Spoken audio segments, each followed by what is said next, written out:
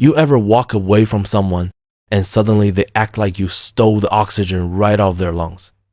Yeah, that's what happens when you stop dancing to other people's chaos. Let's talk about what people really feel when you decide to walk away for good. People don't panic when you cry. They don't panic when you're tired. They panic when you stop caring.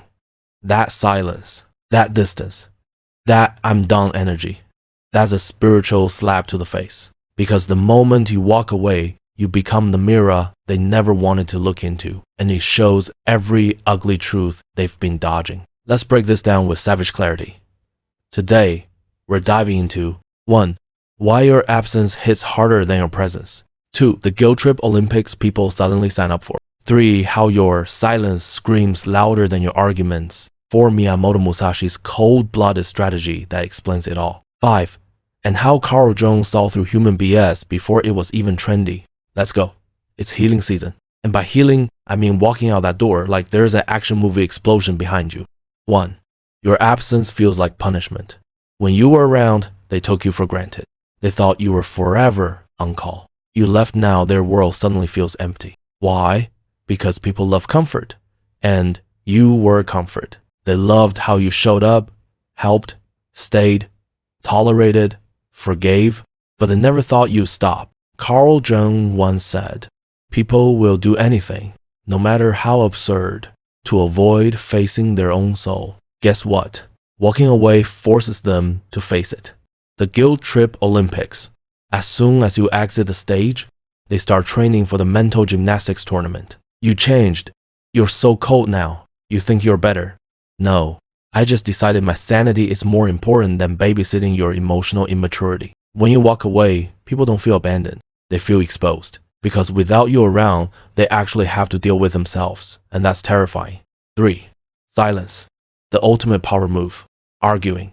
That gives them fuel. Explaining. That gives them excuses. But silence. Silence is the death note. It says, I don't even need you to understand. I just need you gone. And it confuses the hell out of them because most people expect you to beg, plead, or lash out.